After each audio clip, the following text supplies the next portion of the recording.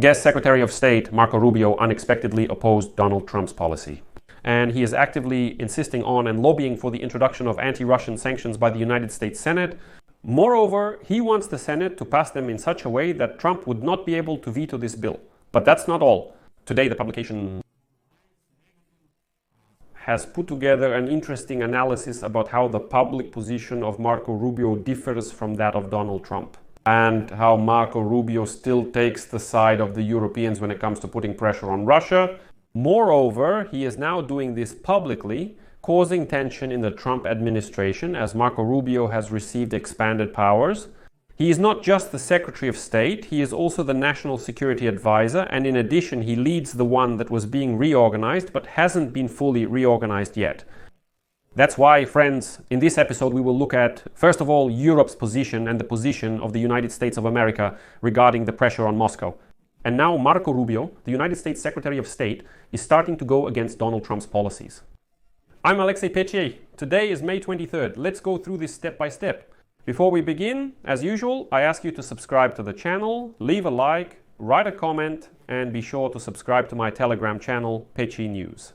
The link to it is in the description of this video.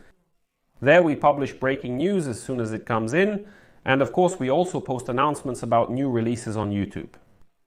So, New Lines magazine, which I like, starts its article with this phrase: "There was something darkly comic about the way Europe tried to flatter, persuade, and cleverly coax Donald Trump into three things he is not inclined toward: reliability, constructiveness, and being pro-Ukrainian." On May 10th in Kyiv, the United Kingdom, France, Germany, and Poland somehow managed to achieve what looked like a coordinated policy between the United States and its Western allies. According to them, Vladimir Putin had 48 hours to agree to a 30-day ceasefire in the war against Ukraine. Or would he face crippling new sanctions? Presumably, they will include the neural bomb from Senator Lindsey Graham's bill, which threatens 500% tariffs on any country importing Russian oil, gas, uranium, or petroleum products. Trump fully supported this threat. This information was confirmed by Keir Starmer, Emmanuel Macron, Friedrich Merz, and Donald Tusk, who held negotiations with the Ukrainian president and said that the American president supported this idea. Finally, we have a united, coordinated position. But the deadline came and went, and the sanctions were not imposed.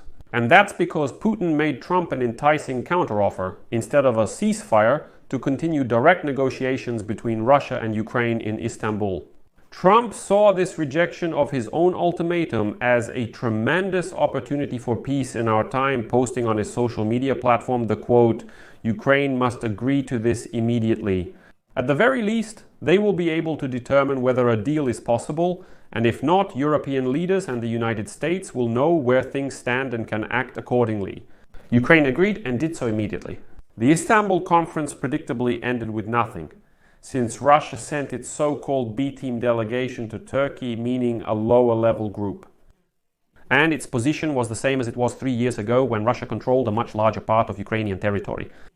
And before several million Russian soldiers were killed, wounded, maimed, and so on. The conditions are a change of power in Kyiv, followed by Ukraine's terms of capitulation. And European and American leaders had to understand where they were 3 years ago in this negotiating position and where they are now. So what's the point of returning at all to the negotiations that Putin is proposing? Instead, on Putin's initiative and with the approval of Donald Trump, new negotiations are supposed to take place as part of future talks. And ending the war is becoming more and more illusory. And in this regard, I just want to outline dictator Putin's strategy in dragging out these negotiations with one simple phrase. The law of inverse relevance exists. It's the idea that, roughly speaking, the less you intend to actually do something, the more you need to talk about it. So, the less you actually want negotiations, the more you need to initiate something, to say things like, "We want this, here are the conditions, let's meet here, let's meet there," and so on and so on. This is a law of inverse relevance, which is precisely what dictator Putin is doing. But let's get back to New Lines magazine. So, this publication writes that after a 2-hour phone conversation with Putin, Trump sounds both optimistic and irritated in equal measure. His conversation with Putin went very well, as he said, but it's up to the two warring sides to sort out the war because they know the details of the negotiations that no one else will know. Actually, the problem is not with Russian missiles, not with drones crashing down on Ukrainian cities, not with kidnapped Ukrainian children, not with the forced redrawing of national borders in the 21st century. The growing ties between Washington and Moscow are the primary concern, despite the other troubling issues. And, as Donald Trump writes, Russia wants to make large-scale trade deals with the United States of America. He says, I support this idea. The main problem is that the American president is taking the side of the aggressor. Here you have Donald Trump's campaign promise to end the war in 24 hours. Even before taking office, the entire position of the American president is clear. As he says, the war is no longer his concern. His main focus now is earning money. Europeans, unfortunately, realized too late that their agenda can no longer be determined by Washington. Olaf Scholz consistently monitored Washington's actions. Europeans also reacted, but belatedly. On May 20th, the European Union adopted its 17th package of sanctions, whose main targets were 200 vessels belonging to the so-called Russian Shadow Fleet, consisting of ships under deceptive flags which Moscow uses to circumvent international oil sanctions and enrich itself. The 18th package is already being prepared. But regarding the European sanctions, we need to focus in more detail on one important aspect. Containing Russia's economy under these conditions and its attempt to absorb sovereign Ukraine is good in itself. But Europe has its own strategic task, countering Russia's shadow fleet. Let me explain what I mean. On May 13th, Estonian military forces attempted to intercept the Russian tanker Jaguar, sailing under the flag of Gabon in Estonia's exclusive economic zone in the Baltic Sea. But they saw that the vessel was being escorted by Russian Su-35S fighter jets, which violated Estonian airspace and then entered Russian airspace. Another aggressive maritime action by Moscow followed this one. On May 18th, the Russian Navy stopped a Greek oil tanker in Russian waters after it left the Estonian port of Sillamäe heading to Rotterdam. So these maritime confrontations with NATO are accompanied by even more brazen territorial attacks by Russia. The thing is, Russian military intelligence, the main intelligence directorate, is now ramping up its campaign of cyber attacks, espionage and assassinations across the entire European continent. And it's not just some statements anymore, no, this is already analysis. And it says that the main intelligence directorate is using agents recruited through Telegram channels to set fire to shopping centers, warehouses, museums, military facilities, to commit acts of vandalism against NATO sites, transport and property belonging to government officials. Another plot to sabotage a cargo plane using an incendiary device was recently uncovered in Germany, following a similar plot to sabotage airliners heading to North America. With explosive sex toys and cosmetics, they say that Europe's move away from the United States on security issues benefits the Kremlin, which has long sought to weaken these transatlantic ties and divide NATO. But while the optics of a split between Washington and Brussels are obvious, the details of how this division will work in practice remain unclear, if not contradictory. And this brings us to Marko Rubio. On May 20th, Marko Rubio gave testimony before the Senate Foreign Relations Committee in the United States Congress, which he once chaired. And he pointed out, when questioned about the Trump administration's concessions to Putin, that United States sanctions had not been lifted, the ones he didn't impose, and American weapons and intelligence continued to be supplied to Ukraine, except for the one-week pause introduced in March, as punishment for Zelensky not being sufficiently deferential in the Oval Office. Rubio could add that the most significant sanctions against Russia's energy and banking sectors cannot legally be lifted without Congress's approval. Rubio is being disingenuous, saying, well, look, they say, what are you doing to counter Russia? He says, well, there you go. We haven't lifted the sanctions imposed by the previous administration. We haven't stopped military aid to Ukraine.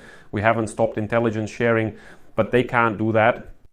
It's Congress that decides whether to lift sanctions or not, whether to continue military aid or not. It's all up to Congress, not the Secretary of State and not the President. In other words, does this mean that more than 80 senators, whom Lindsey Graham has already gathered in support of the sanctions bill against Russia, will change their course? And will they agree to reintegrate Russia into the global financial system? In the absence of any major deal or significant peace in Ukraine, this is what Trump is currently insisting on. And will they do this even if Europe, through secondary sanctions, actively denies Russia full reintegration, including refusing to reconnect Russian banks to the global payment system? And this removal of Russia from isolation, in fact, makes the United States complicit in any further war crimes and atrocities that Russia commits in Ukraine, and not only in Ukraine. And it will become clear that the United States of America is not just allowing Russia to do this, they are also returning Russia to the global trading system so that Russia can profit from it. And here is one source close to the Secretary of State who said the following on condition of anonymity. Pay attention to how Marko Rubio raises the issue of sanctions almost daily. He wants Congress to pass Lindsey Graham's bill because he has a majority in the Senate that would prevent a presidential veto, and this would have disrupted any reset of relations with Moscow. However, Trump does not want to impose additional United States sanctions, although, as reported, he finally admitted to the Europeans that Putin is not ready to end the war, since he believes he can win it. Well, and next I'll give a quote. A useful study conducted by the Washington Analytical Center, the Center for Strategic and International Studies, showed that the United States still has a long way to go before it fulfills all the military aid promised to Ukraine under contract. Most of the aid already approved by Congress is still in the process of being delivered and will continue to arrive in Ukraine over the next few years, unless the Trump administration decides to cancel the support that has already been promised. Now Trump can quite possibly cancel these commitments made under the Biden administration even without a ceasefire or peace agreement, simply to further curry favor with Putin. But then, refusing United States aid to Ukraine would mean abandoning other policies that Trump agreed to or personally approved during his 4 months in office. These include the purchase of more missile platforms for Kyiv from Israel and the State Department's certification of export licenses for direct arms sales to Ukraine.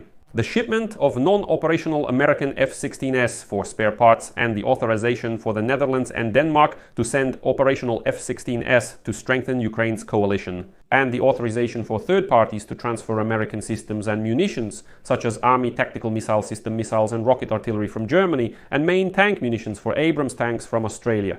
In order to actively harm Ukraine, Trump would have to not only stop all direct arms sales and donations to Kyiv, he would have to amend the end-user authorization for these systems to prohibit their delivery to other buyers, which would be a significant blow to the United States military-industrial complex.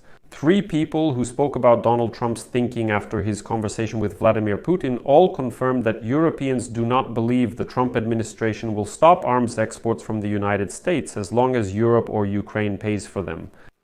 Regardless of what benefit Donald Trump might gain from opening relations with Russia, if he is after money, he can get much more by doing business with United States allies than with their main adversary. In the year 2021, when Russian troops gathered at the borders of Ukraine, the United States was on the verge of receiving imports from Russia worth $30 billion, which is the highest trade figure since Moscow's first invasion of Ukraine in 2014. American trade with the European Union last year was estimated at nearly $1 trillion.